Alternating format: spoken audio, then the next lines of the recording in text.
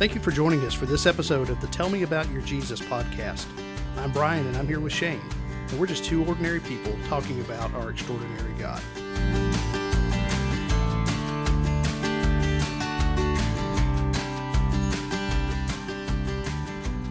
We hope what you hear today helps you see how God moves in our lives.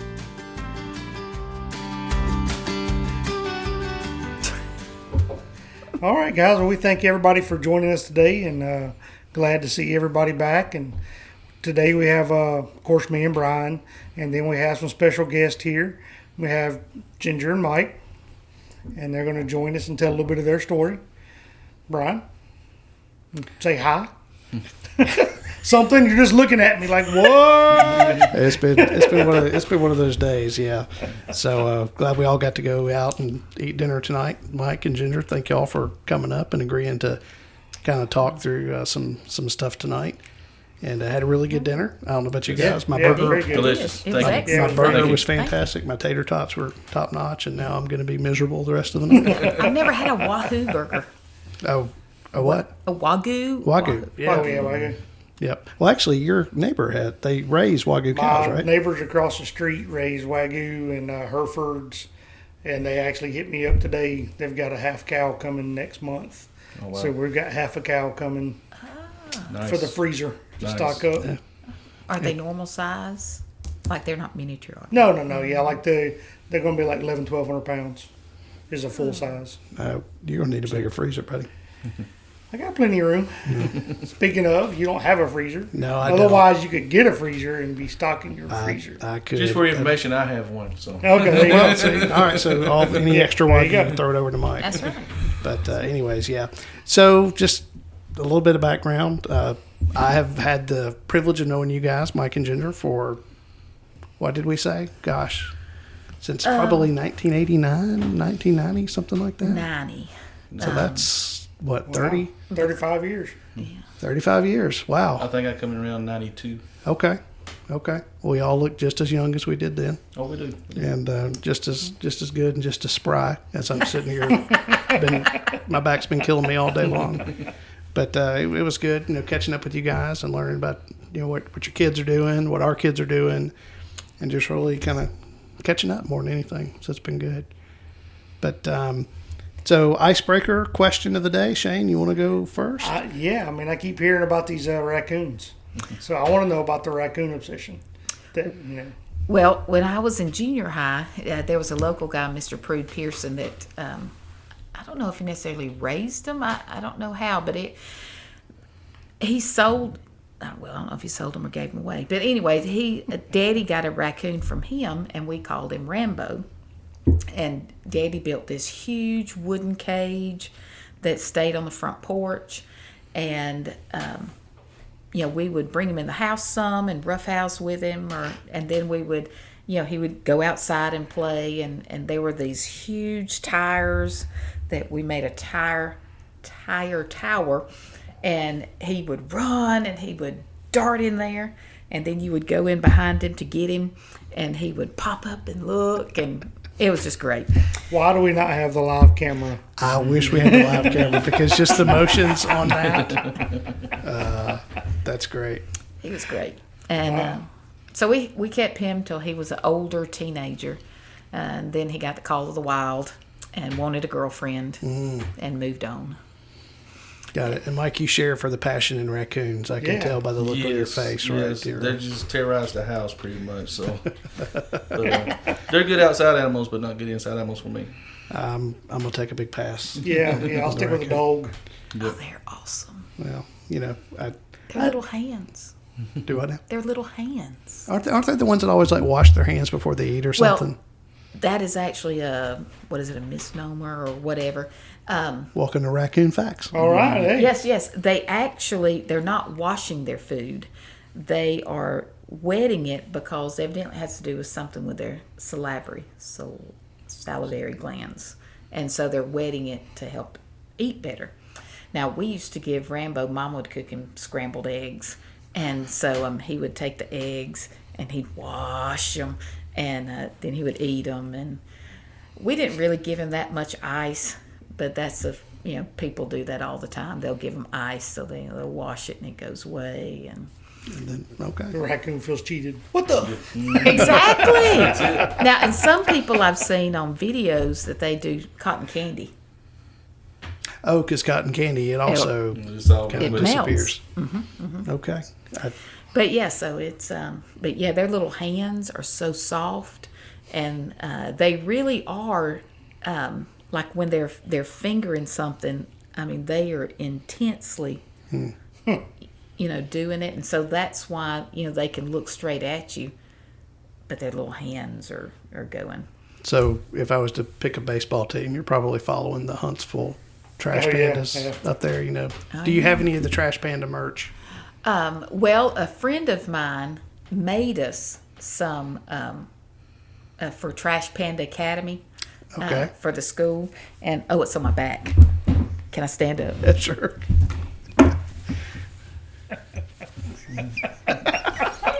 Dude, why do we not have Right. cameras? Because we're low budget, dude. Tight sweater here. There you go. Eat. Live fast, eat trash. Oh, I love it. That's so funny. That's awesome. Some of the was it Southern Comfort makes Yeah. some of them shirts. When we went really? down Yes. for a family trip, right. we went in the Foley Outlets and the Southern Comfort. Oh, I've got all of them. Yeah. I had another one I wore yesterday. She usually don't buy no shirts. She come out about 4 or 5 that day. I don't because they were all raccoons. There was one is light Southern purple. Comfort. Yeah, like the T-shirt company, Southern Comfort. You heard of them? No, so I thought it was 2 S's. Is there I another don't one? know. There's Southern Comfort too. It might be on Or there. Southern If my, Marsh. if my wife was listening, there's a store that she always goes into. We wind up bringing back T-shirts. Simply Southern. Simply Simply Southern. Southern. Okay. That's I it. can't remember That's which one it. it was. Because isn't Simply Southern Southern. Comfort a whiskey? Well, No, it was a the car, T-shirt. car customizer for a long time. Oh, okay. Yes, the old that's not trucks me. that were Southern Comfort. Okay. Yeah. That's not me. But yeah, I've got one with a raccoon eating peeps. I got it on sale for $5 because it was at Easter, and it's got a cute little pink, yellow, and purple peep. Oh, that is so funny. But yeah, and so That is funny. All right, so here's my icebreaker question for today. Just stop and think, because the one I had, I don't think I'm going to use. So, Ginger, I know that you are a math teacher, or have been for many, many years. So when you see somebody and they're sharing on Facebook, the 5 plus 5 times 25. oh gosh, That tells me my answer right there. And they put the wrong answer down. What Well- does it drive you crazy? I don't know about driving me crazy. I just think it's funny because they will be so adamant of this is the right answer. And I'm like, no, it's not. It's order of operations. And I don't even have to, I never comment. But then, if you scroll down, it has people that actually get pretty angry about it. They do. And they're like, order of operations, people. And So apparently, I'm the idiot because I did not know that What? order of operations thing. No idea. So what's the answer? 5 plus 5 times 25. Well, before I would have Five- done 5 plus 5 is 10 times 25 is 250. But Gina told me a while back, and I'm like, she had some kind of little please excuse my dear Aunt Sally. yes, and I'm like, what in the world are you talking about? And so I did not know that. Apparently, my teachers were stupid and didn't tell me that. That's so Parentheses. sad. Parentheses. Exponents. Exponent. Okay. You got to do those first. Multiplication, division. And the Add. multiplication and division has to go left to right. Okay. Adding and subtracting, you can go back and forth. So Right. if you have like plus, minus, what I used to tell my students is add the 2 pluses, add the 2 minuses, because with adding 2 negatives, you just add it and keep the sign. So that way you only have to subtract once, because addition is easier than subtraction. So, Mike, here's my question to you: did you ever have to help with a math problem at your house? No. When kids came home from homework, No. was that you never that never fell on you, right? No. That's All the education came from her. I'm the one to teach them how to take things apart and fix them, put them back together. There you go. Yep. They bring the toys to me and say, "Hey, this ain't working." Okay, let's take it apart and figure it out. Well, and you've repaired like boat motor. I mean, weren't you working as a boat technician for a while, right? Grammar Marine, I worked there for a little while. Yeah. And then when we met, I was at a marine place. I can think of the name. Deepwater. Deepwater, yeah, Deepwater Marina. Okay. That's what I moved down here for. I came all the way from North Georgia, found a job down here, worked there for a little while, and then got in the factories. Okay, got you.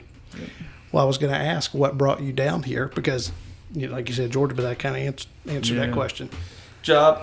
Yep. Yeah, because where I came from, there weren't many jobs up around my area. Mm-hmm.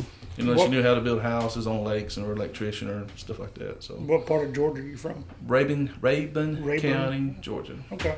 That's about 50 miles northeast of Gainesville. Okay. Yeah, Where's in the mountains. okay? So like Most people know Dealer, Georgia, another area, something like that. But a lot I of know people- Helen. That's about it. Yeah, That's it's about it, 30 Helen. minutes from Okay. Helen. Helen, you're probably about 30 The miles. You're Hansel 30 and miles. Gretel candy shop. 30 miles from Helen, probably, if that. I've never been to the hands. We've only been to like Helen once or twice, I think. We've not been. was it. It's on, like when you're going down, it's on the right. Yep. Well, so now that I think we know more about raccoons and order of operations and all that stuff, thank y'all for just jumping on and agreeing just to kind of talk through some stuff. And I'm just curious, would you kind of tell the story of how you guys met and anything else you guys want to talk about there? You going there, huh? Oh, have I forgotten something in my old age? No, Maybe. no, it truly is amazing how God worked it out. Okay. You want me to start with the story then? Yeah, you start with it because Well, And again, we can fix it in post if you don't want to do it here. well, of course, as you mentioned, I moved from Georgia down here, work at Deepwater Marina. Yep.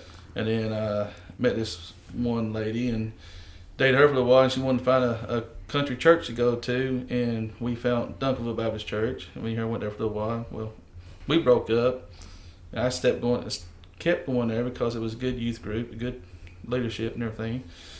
And then I actually dated her roommate first.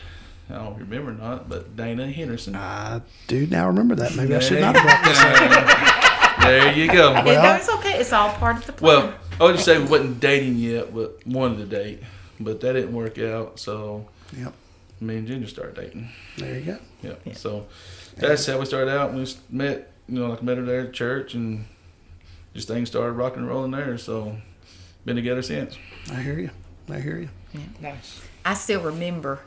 I meant to ask you the change. The guy praying with a change. Yep. Oh, I can't ask you now. Yeah, you can. Well, you didn't want to say his name. Elsie Parker. I'll tell you his name. I Oh, wasn't that going was to do his- it. Yeah, that was his name. Oh, It was Elsie. Brother Elsie. I don't remember Elsie. him. I thought it might have been Jerome Heaton. No. He passed away last year, by the way. Sad day. But no, I still remember it was before the Sunday morning service. We had come in from Sunday school, and I had my back to the pulpit, and I was kind of leaning back up on a pew. And I remember just looking out. We were on the typical second, third row, and I remember looking out, and through the door, there was this couple that came in. And I remember thinking, so excited, visitors! And come to find out, it was Mike and the girlfriend at the time. And just the amazing part, even to get us in the same church, even though, of course, it was a while before we ever Right. started dating, his mom, or her mom, told her about, Duncanville, the country church on the hill. Well, the first time they tried out there, they didn't go far enough on 82, so they ended up turning around. They tried a second Sunday and made it. So just that in itself, it's just a miracle the way that That they God actually- put us yeah. together. And so, like you said, things were going, and then time went on, and then like there was the interest in Dana, and that didn't work out. And I remember I had Andrea Hammock, which was the college director's wife, on one side of me, and I had Gina, from the podcast number 7, I believe. Gina was on this side of me, and we were looking out the small kitchen window at the backyard, and they were the whole group was playing backyard volleyball. And so, it was going back and forth, and all of a sudden, I don't know which one of them said first, but, hey, look at Mike out there. He's a nice looking fella. And I was just Back watching. in the No. Still got it, man. Fixing to say, Say still something. as handsome as the day I met you. And I remember watching, and I was like, huh, he is. And It's like she had to convince herself. Second choice there. no. But it was the fact of, Episode 11, we break up a marriage. Well, no. You know how I kind of like to compare it to, in a sense, on the road to Emmaus, when the disciples were talking to Jesus and they didn't realize it, and then all of a sudden, he revealed himself, and they were like, oh, Jesus. Well, that's kind of like it. Wow. That's an Mike, that is a upgrade. comparison, buddy. Wow. Well, we got to back up a little bit because she was getting ready to go to seminary school down in Florida somewhere, and I always joked about her. And I said, "You followed somebody down there." I always joked about doing that. And she said, "No, I didn't go down for that," because about a week later she came back. Yeah, well, that was Pensacola Christian. Yeah. But no, as far as just the fact of, someone can be right in front of you, but until God's timing, you just don't see it. Right. And so it was just like, huh. How about that? And we started dating. Our first date was July 29th of 93. And I'm playing along with you. smile away, buddy. yeah. And I still remember going up to his parents in August for the first time and meeting them. And I can still remember walking up those tall steps. And we got there in the middle of the night because it was like a 5.5 hour drive. Right. And then, of course, engaged December 11th on his birthday when I was working at Fitz Agency. And he had gone to pick up the ring at Whitehall Jewelers. Now, she picked it out, though. So I'm going to tell you right now, she already picked it out. There you go. Well, but they were merging. We got like a bridal set on sale. There you go. And they merged the two together to make the engagement ring, and then got a matching, just like the band, for my wedding later. But I remember him coming into Fitz Agency in my little office there and asking me. And that was, like I said, his birthday, December 11th. And we were married May 14th. Wow. And I remember, because, see, I wanted a Christmas wedding, but that was a year away. And then it got to where, like he was from out Christmas of town. in July. That's right. That's right. And to May. And May. it got to Spring where, wedding. Yeah. Well, and it, like I said, he was here from Georgia, and he was living, with Gary for a while. Yep. So, and so it was, he was looking for a place and stuff. So it just got to where, Mom and Daddy gave us some land on where we live now. And so one of my bridesmaids, Jennifer McMillan, well, she's Nash now, it was a running joke because every time I called her, she was like, okay, when's the wedding? Because I would, we kept moving it up. We kept moving it up. And finally, we did May 14th. And I said, it won't move anymore from here, because by this time it was probably February. And, but yeah, so we lived there in a mobile home from 94 to 99, and then God allowed us to build on the property in February of 99. So old Jim Walters' plan house is what it is. Yeah. Okay. Back in the day. Yeah. And it was, just thinking back to little things God does that, that I still, sometimes look at the bar and smile. Because, since it was a Jim Walters house that, yes, we built, but, it was kind of like a cookie cutter that you couldn't make a lot of changes. Yeah, you pick from a design or Exactly. a plan, yeah. Sorry, so when you say you look at the bar, like the bar and then you walk in. Well, like when that's separating the living room from the kitchen. Okay, gotcha. There's where we have. Sorry, I was thinking like the bar, like a standard type thing. So just on me. Sorry. Gotcha. Oh, like an island. No, just No, like no, no. Hey, when somebody sets the bar high. Oh, That's- I got Sorry. you. I got you. No, I'm back. but yeah, we've got we've got stools there. But by the plans, the bar was only supposed to be, I guess that's about 6 inches, and it was just basically, literally just going to be a strip. Well, when it came time for that part to be put in the house, for what I can't remember if they were out of them or if they couldn't get it or whatever in the color we wanted. And so instead, we got like a 16-inch bar. And as far as, of course, we weren't supposed to, but they had to keep it progressing. Mm-hmm. Yeah. And even little things like the sink. The sink was supposed to be, the cheaper, not deep, The regular the shallow, depth. more shallow ones. But same thing, they didn't have what they needed in stock, so we got 2 of the deeper well Right. ones. Right.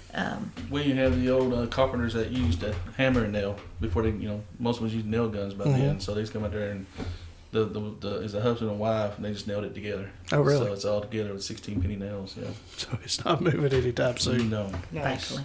That's funny. So yeah, so it's just amazing. So it's funny, like the little details, right? That you're talking about, things that you just kind of take for granted, but in hindsight, you can see how God was weaving those things together. I guess, for lack of a better term.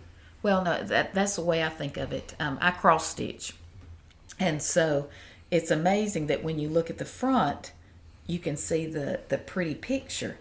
But if you flip over on the back, especially if the person doing it is kind of lazy, like I am sometimes, and like, oh, that's just an inch over. There's no need to tie off, to cut the thread and go to another one. So, but when you're looking at the back, it's just like chaos. Yeah. Because you see the little strands, different color threads here and there. But when you flip it, you see the picture. Yeah, the pretty part of it. Exactly. So that's like our lives that, from day to day, we see the bottom side with all the loose threads and the chaos, and sometimes maybe you're hiding a knot or something. But when you flip it over, you see the pretty picture and how everything falls into place. And when you were making it, it was like, what is going on here? You've got some little green here and all that, but by the time you finish, it's like, oh, that is what it's supposed to look like. Great analogy. I like that. Yeah, I've also heard like when you're close up looking at it too, right? If I'm just looking at one color, that's all I see, and I'm so focused on that. But when you pull back, like you said, that's when you see the much bigger picture. Yeah. So you guys have 3 kids, right? And so I didn't know if there's anything from that you kind of wanted to share, how God has used some of that, realizing that your kids may wind up listening to this one at some point in time. It's no worries about that part, but they're 6 years apart. That's the amazing part about that is, and start off with Catherine being the girl, being the first one, and God watches through that, because there are many times that we didn't know where money come from to even get formula for us sometimes. So, Really? Yeah. So, her going to school still, and I was working one of them, I guess at the time, about $9 jobs, I guess, back then. Working at Southfield Containers and stuff like that. So, but we got through it, like I said, got her up, and then later on, finally decided to have a second one. Yeah. Emily. I was the one holding out because, okay. Yeah. I didn't care for the experience with Catherine. I understand. It was a rough one, but and then later on, God blessed with Stephen. That was a surprise, to be honest with you. And sorry, Steve, if you listen to this later in the future, but Well, we told him he's not a mistake. He's a surprise. A surprise. God bless us with Stephen. So, But we made it through the years and stuff. It's some rough patches there and stuff, as far as just financial stuff and everything else. But I think we're on a good right path, and have been. Don't get me wrong, we're on the wrong path, but God's really blessed us, and we're moving forward. So That's great. Yeah. You know, And then, of course, watching them grow up, now we get to see the grandbabies grow up. So, So you were talking about our friend group that Uh-huh. we're talking about. We were the first ones, Amanda and I guess, to get married. uh-huh. Checking my math, y'all might be the first one that are actually grandparents. I think so. That's- I True, think yeah, y'all are the trendsetters there. Yep.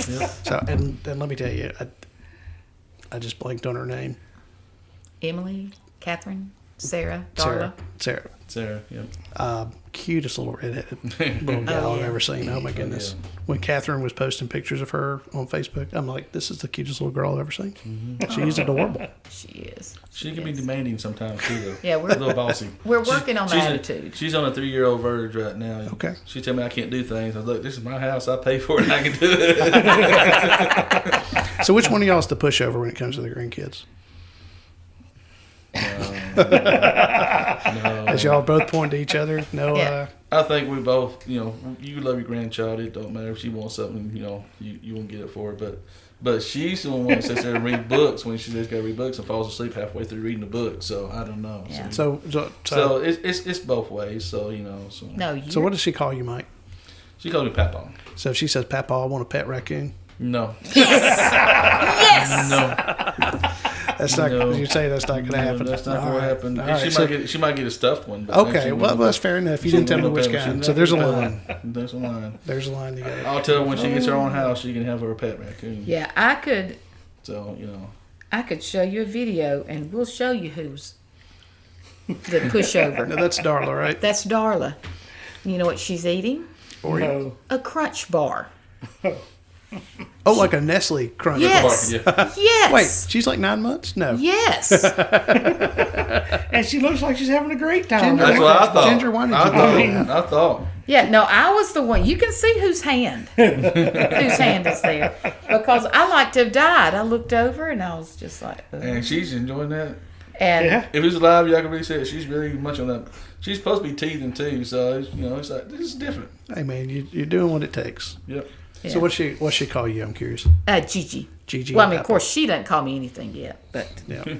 Yeah. but Sarah calls me Gigi. I remember when we were talking about names for the boys and their granddads, right?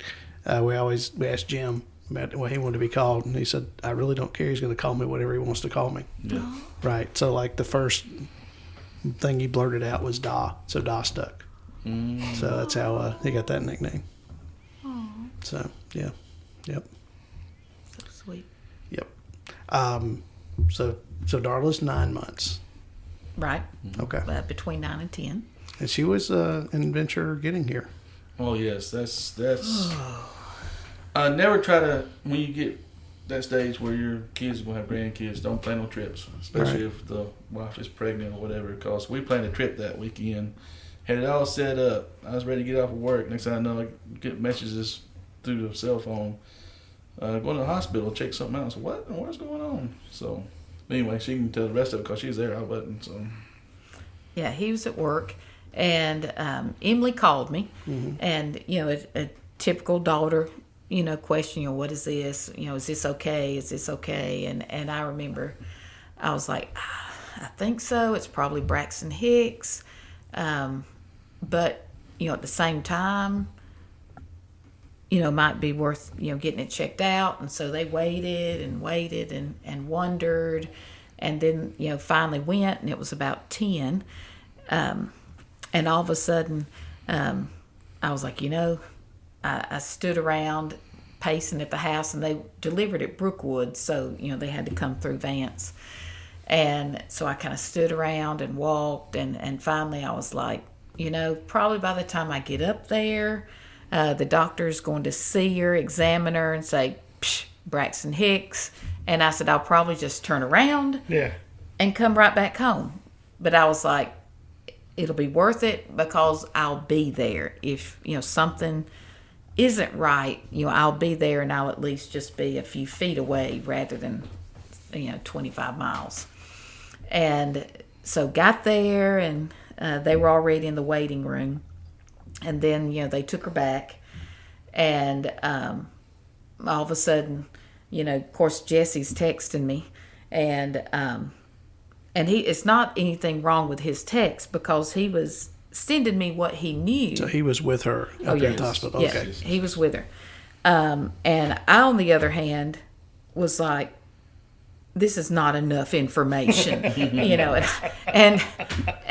and Typical dad, about to be dad. We don't know anything. Right. Right. And like I said, it was nothing against him. He was, he had his hands full with Emily, and, there I was. Well, let's back up a little bit about Emily now. You're talking about a girl that does not like shots, never had an IV, never, if she has anything's medicine, it's going to be a pills. It's not going to be a shot or like that. She won't go to, urgent care to get a shot.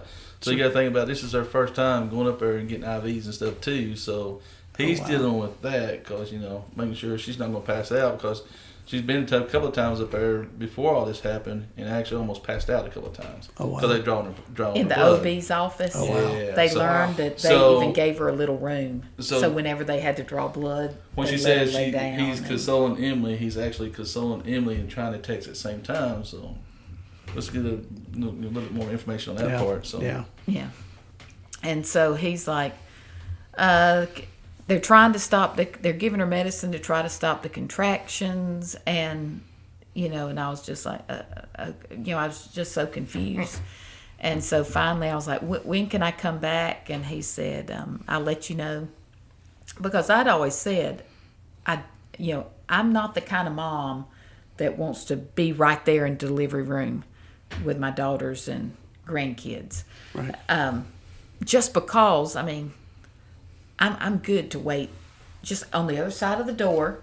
That way, if they need me, I can turn my head and be like, "Yes, honey." Just let me know when to light the cigar. That's all. So, that's right. I want to backtrack. I know we're talking about Emily and hers, but you got to remember, when Sarah was born, it was COVID, so she couldn't be there. Oh, I didn't. Oh, I did not realize that. Yes. So this is even twice now. So I was almost arrested. Yeah. So this is Well, So if I had acted out on my plans, I could have been. so she said, Can you see her at the hospital with the raccoon? Oh, yeah. That's right. Well, because they said I couldn't go. Right. And like I said, I didn't want to be in the room. I just wanted to be down the hall. And actually, when Sarah was born, we didn't get to see her for quite a while, because in the hospital and then being home, we couldn't see her because of COVID. Oh, yeah, because of COVID. COVID. So it was a Wow. So there's a I'd few. forgotten that she was so born. even being grandparents, it was rough for a little while, but we finally got to go see her and hold her for the first time. That was we didn't get to see her, hold her in the hospital like most people do. So yeah. So. And it was one of those that I was thinking, okay, how can I break in? And I was thinking, which one of my former students are working at DCH, and which one can I call? And I was thinking, and all of this, it was at night, and so I couldn't have gone and bought scrubs, but it was getting to the point of I hadn't heard anything, and she had sent me a picture, and to look at her face, she was just tired, and it was a terrible feel. And I thought, I've got to get there. and so, but the amazing thing of how God worked it out. So we eventually got pictures. Little did we know that one of, her, Jill Sumner, Woody's wife. Yeah, Woody's wife. All of a sudden, we didn't realize that she was in the delivery room. And when you see the first picture of Sarah that we got, the nurse whose hand it was Jill.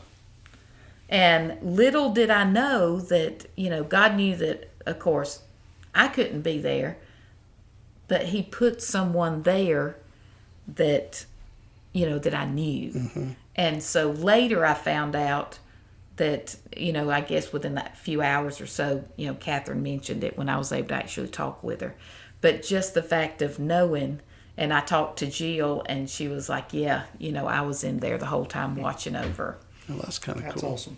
And yeah, So now getting back to Emily's story. oh yeah. There are 2 points in my life that I just felt totally like my feet were just, that I was just, I don't know if you would say, if like a linebacker had sacked me or whatever, but the lowest, and I don't even know how to describe it, points in my life. The first one was when I think it was June 9th of 2001. And that's when Daddy fell off the roof. Yep. And we were in the emergency room. And, it was one of those that we got there to where he fell off the roof, the friend's house. He was helping him work on a roof. And he fell off. And, when we got there, there was, like, he was right next to the house. And, one story we got was, he doesn't look too bad, some broken bones, no biggie. Yeah. But we also didn't know that that one of the local volunteer firefighters, she brought him back twice. And it is so scary to me to think if she wasn't there. And I'm so thankful to God that she was, because Daddy was a good man, and he wanted us raised in church, but he never had until later that personal relationship with Jesus. He was a God-fearing man, but it just wasn't there. There was a local man, Hugh Palmer, that was a pastor at a local church, Caffey Junction Church of God, and I would remember seeing letters. He would write Daddy letters about how he needed to be saved, and he would talk with him and stuff. And he lived right off the end of Tingle Tangle toward the railroad side. And all of a sudden, this particular day, Hugh had heard about his accident, and he felt like God was telling him, you need to go talk to Jerry, because Daddy was in the ICU. At this point, he was still on the ventilator. He was an alcoholic, and so basically, when he had all these injuries, he was also detoxing at the same time. And so he had the ventilator, so he couldn't talk. But Brother Hugh, God told him, you need to go down and talk to Jerry. And he was like, God, I've talked with him so many times. What else can I say? And he said, just tell him about me. And so he said, okay. Well, yeah, I think he was cutting grass or something that morning. He said, I'm going to cut grass this morning, and I'll go down this afternoon. And God told him, no, go down this morning. So that morning, Daddy, you could tell by his eyes, Mama said that they were crystal clear. He had blue eyes like Sarah. And that his eyes were clear, and he was with it. And Brother Hugh came in and grabbed him by the hand and was, just talked with him. And as they talked, he said, do you want to know Jesus? Or I forget the exact words. And he said, if you do, squeeze my hand. And so he squeezed his hand. And then, he kept talking and asking questions and stuff. And Mama said it was just unexplainable. The sense in the room, and the fact of, that she knew that it was real, that it wasn't just randomly him squeezing his hand. Right. She knew that he had finally, all these years that we had been praying for him. He was in his early 70s by now. Because let's see, he was born in 41, so he was right at 69 when this happened. No, 70. And anyway, that afternoon, he wasn't clear. He saw critters and just wasn't very clear. But it was just so amazing. And when he stayed in the hospital, I think 3 weeks, it was about a week in ICU, and then went to a regular room, and then to rehab. But yeah, when the lowest point I was actually, they don't have it there anymore, I don't think, but when you went through DCH, there was this kind of room over there, and it's where all the family could gather. And Emily was born on Valentine's Day, so she was about 3 months old, and Catherine would have been about 6.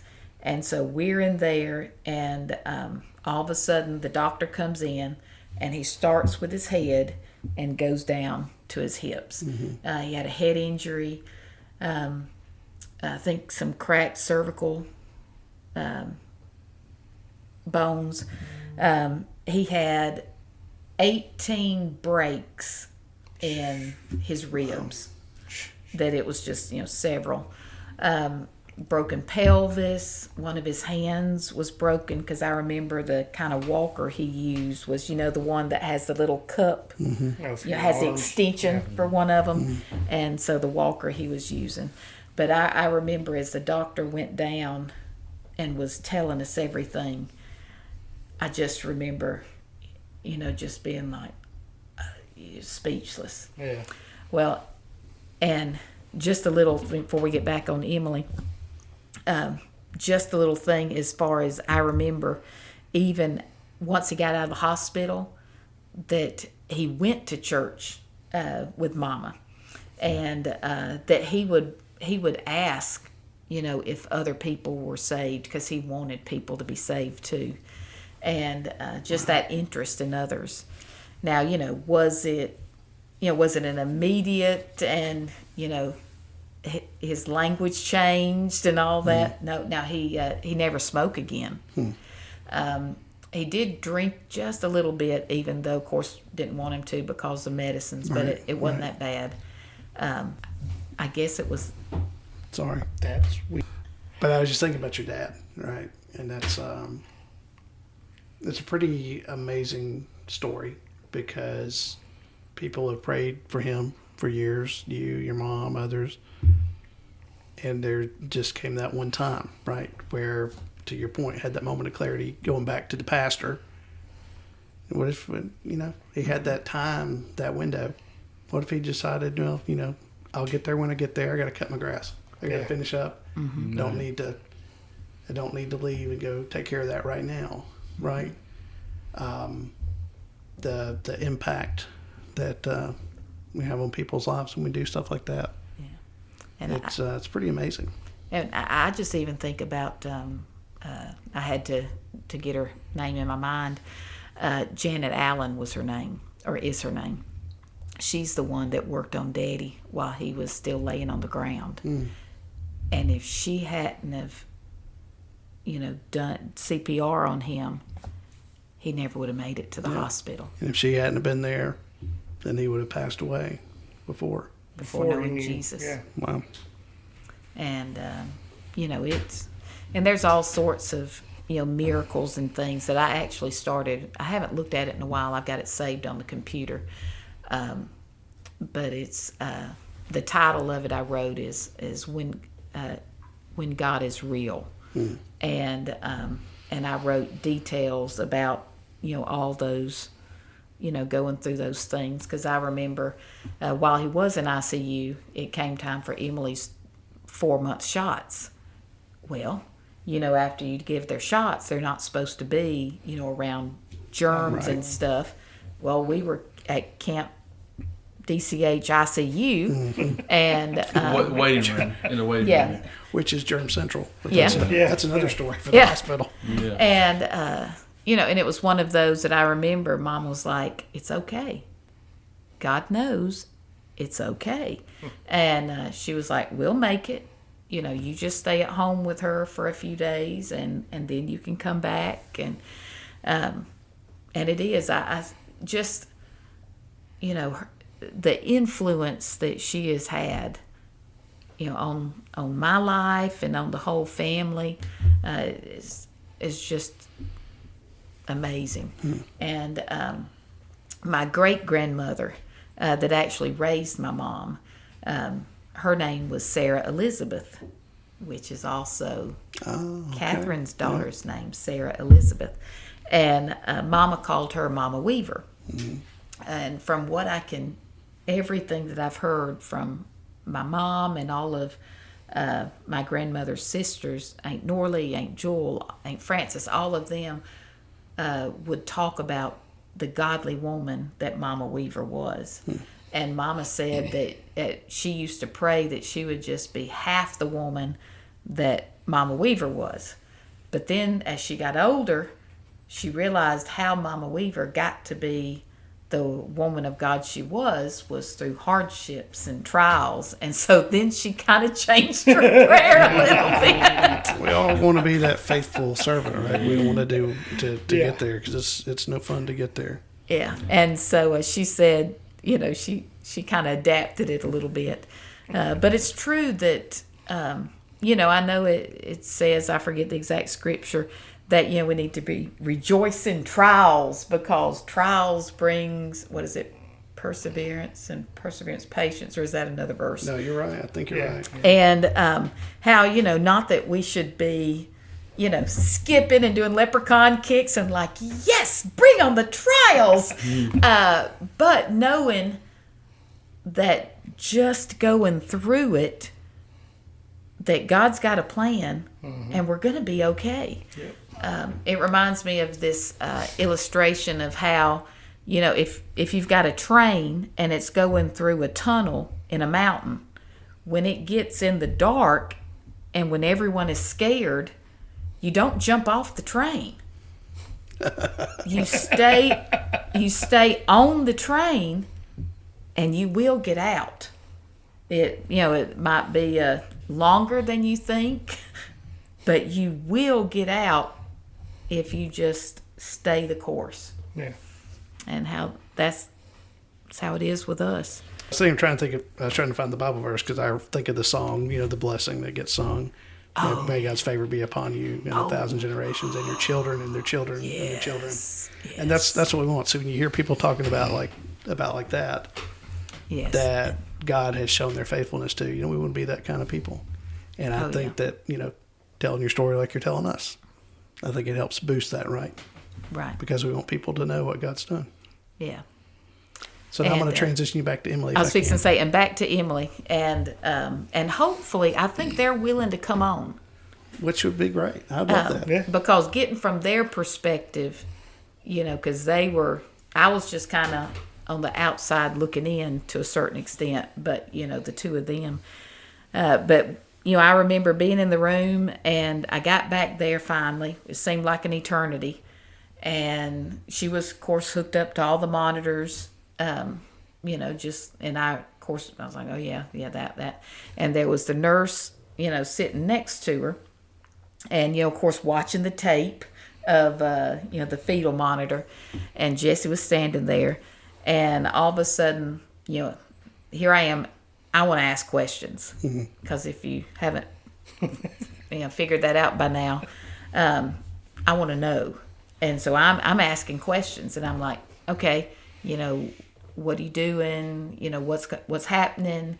And the nurse, I didn't realize that Emily didn't like her because of her abruptness until later. Right. But if I had known that when I was standing there, that she had been, acting kind of at Emily, I might not have been. Mama Bear would have come out. Yeah. Maybe so. And maybe you didn't. Maybe Mama Bear didn't need to come out just yet. Maybe That's right. Because evidently she was trying to do something, and Emily was in the middle of a contraction, and she was, because they didn't have time to do an epidural, and so she was like, "Just give me a minute," and the nurse wouldn't give her a minute, and anyway. But I remember she's like, we're trying to stop the contractions. We're giving her medicine, such and such. But she said the NICU doctor will be in just a minute. And so, I was just like, oh, it still hadn't hit me. And all of a sudden the NICU doctor came in, And she was like, okay, I just want to let you know, give you a heads up, what's going on, such and such. And I just thought she was like, we're going to stop the contractions, blah, blah, blah, everything's all good.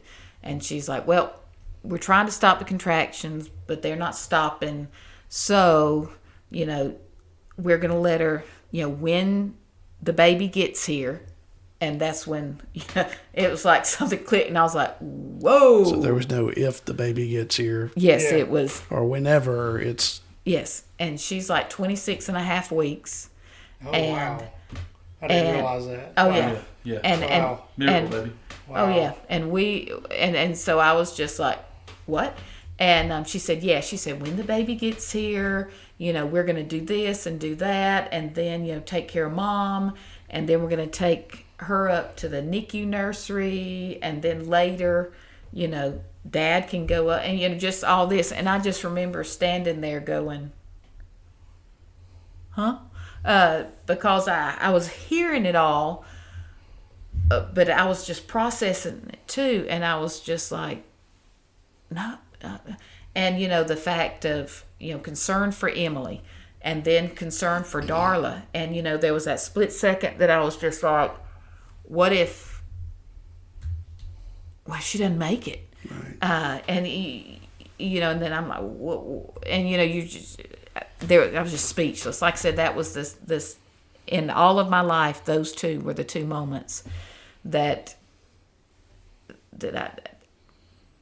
I just can't describe it. It's low, but also just lost. Helpless. So you're helpless, yeah. You're at that point, having never been there, right? You're at that point where you've realized that there's nothing you can do in that situation to help, right? Mm-hmm. To do anything that someone is truly in God's hands at that moment, right? And I still remember. And of course, while they're doing all this, her regular OB, Dr. Patterson, wasn't on call. It was another gentleman, but he was good. But I remember he came in and was kind of telling her to push, and so meanwhile, I'm pacing, but I'm in the corner because, like I said, it was not my desire to be in there. I was going back there to check on her, and I just thought, talk to the doctors, talk to the nurses. Go back out, give Mike a call. That's let right. know what's going on. That's right. And get my questions answered, and then, let them do their thing. And like you said, I'll be out in the lobby. Point, I think I was working at weird shift 2 to something. I can't remember what it was. So it's later before I got there. Yeah, and so all of a sudden I heard the doctor say something about emergency, and evidently she was breech. And her I don't think her sac had broken, and so they were like, emergency, we got to do a C-section. And all of a sudden they started doing everything up in a matter of seconds, and they were fixing to wheel her out. And Jesse, he was being so good. He was talking scripture, and he was praying, and he was rubbing her leg, and he was comforting her. And I was just like, oh, he's such a good, a good husband, a good dad, future dad. And I was just like, and then all of a sudden it hit him because he started to walk behind her as they left going toward the emergency room, any delivery room. And operating room, that's the word I'm looking for. And all of a sudden they turned around, they were like, you can't go with us. And that's when he said he was at his low. He was and it was one of those we didn't realize until after, when the doctor came in, and then even later, of how serious it was, that we could have very easily have lost Emily too, because it was a placental abruption, where the placenta was detaching from the uterine wall. And a lot of times, or it's, I don't know a lot, but a fair amount of times, the mother bleeds out. Wow. But where it was kind of, they didn't catch it because it was kind of hidden, but it also didn't, whatever it was, God worked it out that, you know, Yeah, she was everybody was good. good. Yeah. So all of a sudden, Darla is here, 14 inches, I should say, and 2 pounds, 2 ounces. Oh, yeah. Oh, yeah. I remember going to see her in ICU for the first time and just in awe, but just being scared.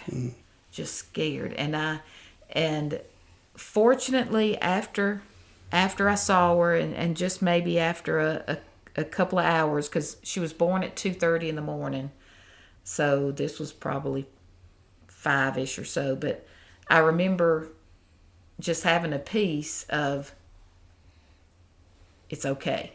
She's going to be okay.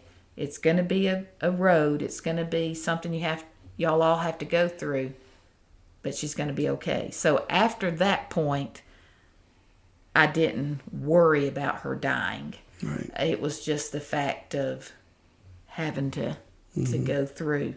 And, you know, that God used even like the NICU nurses and stuff, because she just kept amazing them. They were like, she is like a little, of course she was a little baby, but she was acting so much older than she actually was, if that makes sense. Like a regular term Right. baby. Yeah. Right. They, of course, still had issues and things, but basically was just on the ventilator long enough for them to give her a breathing treatment to help her lungs.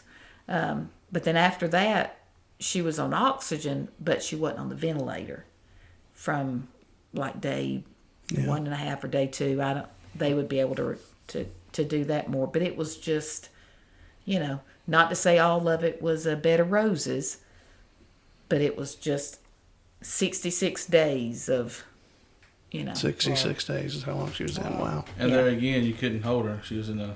They could. The mother could. the Eventually. father. Eventually, but there again, grandparents were left out again because, you know, you could see her. Wow. You wanted to touch her, but you couldn't because, you know, germs and everything else. Yeah. One thing, you had to wash your hands. We go back there. Touched her Yeah. Yeah. But once or twice. but to watch her grow and just develop is just amazing. Wow. Yeah. And, but to see her now, and, you know, even now that, you know, she goes to all the doctors for her checkups at Children's and different ones, and they're all like, she's doing great. She's, you know, ahead or at least where she needs to be, or, you know, and that she's still amazing them. And that's what we liked, because that's what our prayer was, that, you know, that God would get the glory for it. Yeah. That yeah. it was Well, that just lets you know that God has a plan for her. exactly. You know, He brought her early, brought everybody around them, kept her safe. Oh, He yeah. has a plan for that little girl Exactly. Yes. somewhere down the road. Oh yes. Very true. Very true. And they got to meet another couple that's going through the same thing right now. that So that they had support from other people. So that was great too. Even though we weren't there, they supported each other. So there's like Yeah. a little prayer train going on Yeah. inside the NICU unit. So. Because that little boy was born at 23 weeks. And a small world, they go to Tuscaloosa Highlands. Well, there you go. And as the world gets smaller, they were in a fertility group with Jesse's best friend, Ethan. And so they knew each other. So when, you know, found out that they were at Brookwood, it was like, and just the sweetest family. The dad still, of course, had to work, so we saw the mom more. But yeah, and it was just amazing how that we were able to, you know, encourage them, because, you know, she didn't have as much family that was coming by. And I remember there was one time that their little boy had a bad night or a bad morning, and that they met in the lounge there. They saw her, and so she and Jesse and Emily prayed for about an hour until when they were done, she felt peace and was able to go. And now I don't think he got out of the hospital until Later. February. It was after. Wow. It was after the new year, and So but he's home now. that's great. So the world got smaller, but God got bigger. Oh, yes. Exactly. That's what's cool. It's to hear that kind of story. It is. So Okay. one thing we do ask is if unless there's anything else you guys want to talk about, something else. Ginger, I know you said you had like 3 or 4 things. Maybe we do a part 2 or something. Maybe have you guys back if you're up for it. That'd be fine. Oh yeah. But is there a specific piece of scripture that's speaking to you right now? Maybe it's been a favorite of yours for a long time.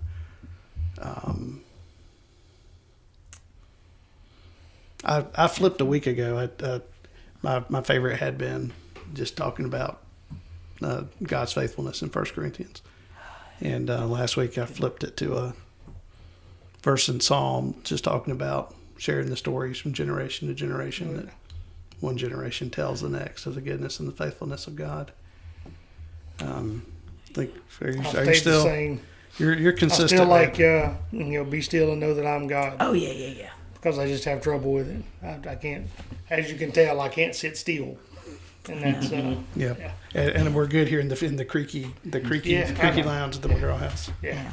So, Yeah. Mike, anything comes to your mind or? No, we've been watching what's the Jesus thing coming across TV. Chosen. The Chosen. Been watching it. Me too. And just watching the reaction of the Never seen disciples. Just watching the reaction. That's good, dude. I know it's not during that time. I know it's filmmaking and everything else, but to see their reaction, what would really be like. But if you look now in this world now these days, it's the same reaction we have. God works in mysterious ways, and you just gotta watch out for it. I like to leave on a note where when my dad was in the hospital and his last time was, you could reach him up, you could watch, and I had a video, I think it's on my other thing, but he's hand up in the air and his eyes are just moving back and forth. Like he couldn't see it all at one time. Like he could see heaven. And he saw people that he knew. And just watching his eyes just move back and forth. That's like he's just seeing all these people. That or just the glory of heaven. Wow. And it's just amazing to see. Because he literally. Yeah. That's incredible. Yep. In the emergency room at DCH. Wow. I can't believe you haven't seen The Chosen. I'm only on like season 3. Oh. About halfway through season I 3. just catch clips where she's watching it, but just some of them you see, it's just amazing what was like. You know, seeing, you know what I'm saying? I know it's not the reality of what he went through, and some of it's a little, off, It takes some off liberties beat with it. and stuff. Yeah. But the biblical part of it, seeing what he would do, like the woman at the well and her jumping for joy after meeting Jesus and stuff. It's When I was watching it, like halfway through the first season, it kind of hit me of like, could you imagine if you actually were sitting there with Jesus? Like he's right there talking to you in the travels, and it's just amazing to, like, if you can get engrossed in it. Oh. And it's the same. And then I saw another a little video across TikTok too, where a lady reporter, and I don't know how said it was, he asked a guy, he said, if you could meet Jesus, what question would you ask him? He said, I would ask him a question, I would thank him. Yeah. I would have tons of questions, but I would thank him. I never thank you for, doing what you did in my life and stuff. So it kind of hit you hard when you realize, don't ask him questions, you need to thank him for what he's done for you so far. Yep. And even what you were talking about earlier about rejoicing in times of trouble, we're not excited to go through it, but just being able to know that there's a purpose that God has in place, and I'm walking through that purpose now. I'm not alone. And that's what gives you that attitude of being able to be, I'm not going to say thankful, because no one's thankful for bad things, but maybe just grateful for his presence. Hopeful. That's a good word for it. Yep. Yeah. Even as bad as it may be, or whatever desperate times you're in, hopeful. that He's still there, and you're going to come out the other side, Yep. and it's going to be okay. I was saying I like the Chosen. One of my favorite episodes was, I think it's the third one in the first season, that it has Jesus, and it's where the kids come up. Oh, never mind, you haven't seen it. I'll look at you. How when the kids come up and he's over there and he's making noises like, and he's playing and stuff, and the kids are looking. Of course, he was a carpenter and he made wooden toys and stuff, and these kids probably didn't have much, so. And they just found him out in the woods. Yeah. And so he just starts interacting with them, and they come every day, and it's just, and then just showing that human side of Jesus. And then later, I think it's in season 4. No spoiler, so it's okay. Well, I know how it ends. That's right.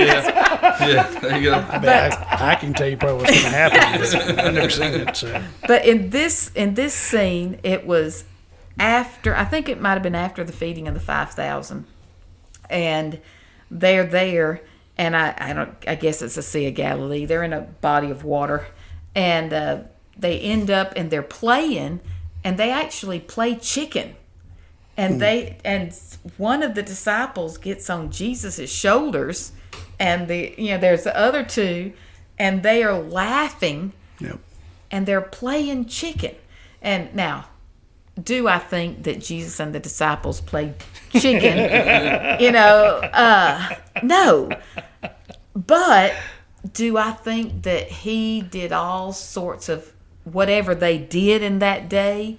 Did he play games and do all that? He did. Well, I think he did. And the fact of just... He had a sense of humor. Yes. He had a playfulness to him. Yes. You can tell that when you read a lot of the Bible verses and all. There's a little bit of... playing around in there. And it is... And so I loved watching those. Now that the 5th season has dropped, because we didn't watch it in the theater, like you, I'm, as far as with money, I'm cheap, and I'm thinking it's coming out on Amazon Prime. I can wait. Well, there we go. And so now can watch the 5th one, but they're saying the 5th season is about the Holy Week. The 6th season is going to be about the crucifixion, but they're saying that it won't be out until 27. So I don't think. Spoiler. After the crucifixion, keep watching. That's right. Don't give up. That's Watch right. the end credit scenes. I don't want to spoil it for you. The after credit scenes, like the Marvel movies. That's right. That's right. See this light coming out from a tombstone. Yeah, like That's right. 3 days later, something's going to happen. That's right. And season 7, which, to be honest, I don't think we're going to be here for that, but that is season, of course, the Ascension. But I just love it because it gives that human, because, we read the Bible, and I used to be hard on the disciples. That I used to be like, how did they not know? They were with Jesus. How did they not know? How in the world do they not know? I know. And here I am, and all of a sudden it was like God hit me over the head. Well, he's done it numerous times. But it was, he was like, yeah, how do you not know? You know more than they did. But at the same time, it was like, oh. I saw a meme on Facebook the other day, and it was something to the effect of me yelling at a squirrel in the road not to get run over. Yes. And I realized that's what God is thinking of. Yes. That's it. Yeah, and the one that always gets me is when they're at the table at the Last Supper, and Jesus is like, one of you is going to betray me, and it's going to be the one that dips his bread in my cup right after. And so then he turns to Judas, and it says Judas dipped his bread in the cup. But all the other disciples are like, is it me? Is it me? Is it me? And it's like Jesus is saying, as he dips it in there. and they just miss it. And like you said, it's how many times Do we miss in it? my life. Exactly. Those concerning who it was, didn't focus on what was in front of them. Yeah. That's I'm way far behind on our reading the Bible in so a am I. year. So am I. I'm still in Samuel, and Those are good. excuse me, as I was reading this morning, I was like everything happened right. David's finally there, everything's good, and then this guy starts acting crazy. Or this guy gets mad about that. Well, now he's going. I'm like, would y'all just stop? Like, holy crap, it's good. Everything's fine. And then, you start looking around the world and you're like, yeah, my bad. Yeah. We was talking about my job earlier about James Smokers, and we had to go through onboarding training and everything else. And I went through this. One thing recently is a stop program where you see something unsafe, you stop it and tell people they ain't working safe and everything else. But you see them on YouTube videos, and I forgot about them, but they say focus on how many times the blue ball's thrown. As you focus and you count, say, I got this, it's 7 times they threw the blue ball, or you count or everything else. And then they ask the question, as you was counting that, did you notice the gorilla walking behind? And they replay it, and actually you so focused on that one thing, the gorilla's actually in a suit, a man in a suit, is walking behind the people. I've seen that video, and So- I was like, So you're like, wow. So, yeah. So it basically, like you say, you focus on one thing, you don't see the full picture in front of you. Yep. That's what the devil likes to do. so Ginger, you got a verse? Well, You can look it up on your phone if you need to. We all do that. yeah. Well, I mean, as far as one verse that that I like, I always forget if it's. I think it's First Peter, maybe. God hadn't given you a spirit of fear, but of power, love, and a sound mind. Or, how sometimes that, your mind is, everything's going and you're just like this and this and this, and you're just overwhelmed.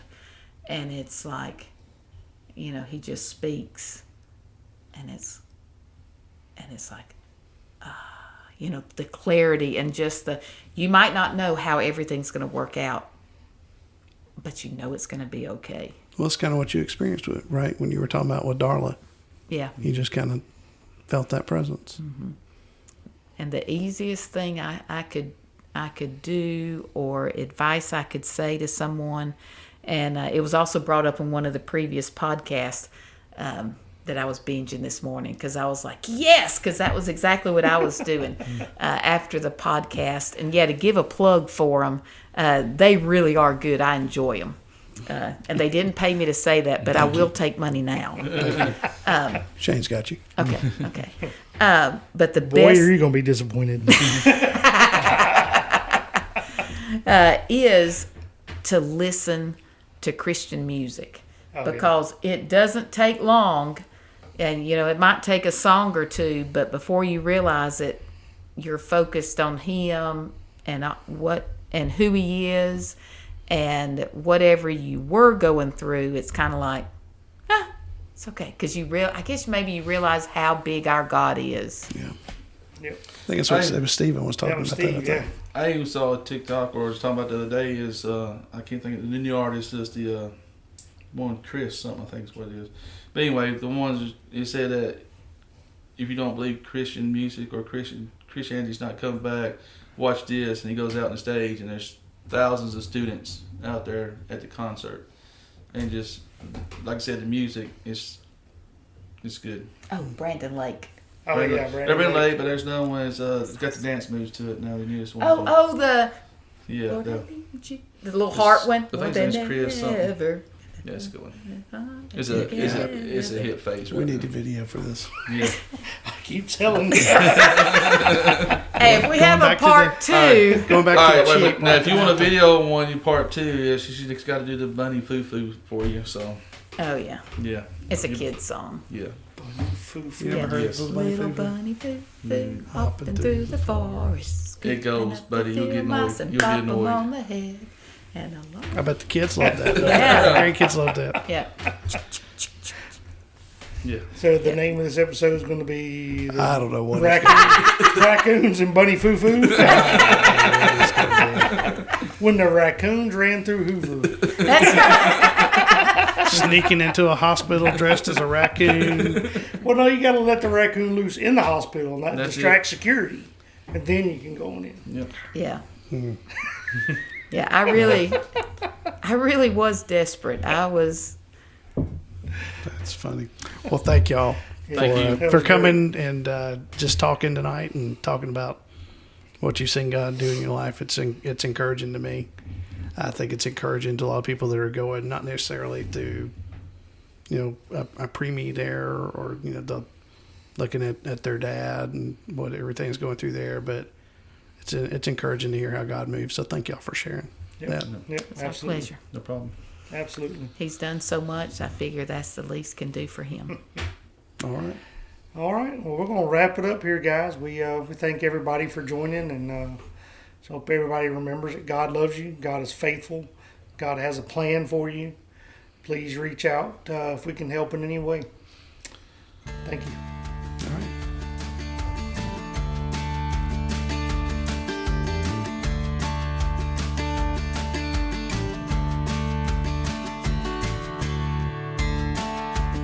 Thank you again for joining us for this episode of the Tell Me About Your Jesus podcast. We hope you've been reminded of God's faithfulness. He loves you, has a plan for your life, and is always working around you. We invite you to visit us on our website, tellmeaboutyourjesus.com, and share your story with us. You can also reach us by emailing hosts@tellmeaboutyourjesus.com, or you can interact with us on our social media channels. We'll see you next time.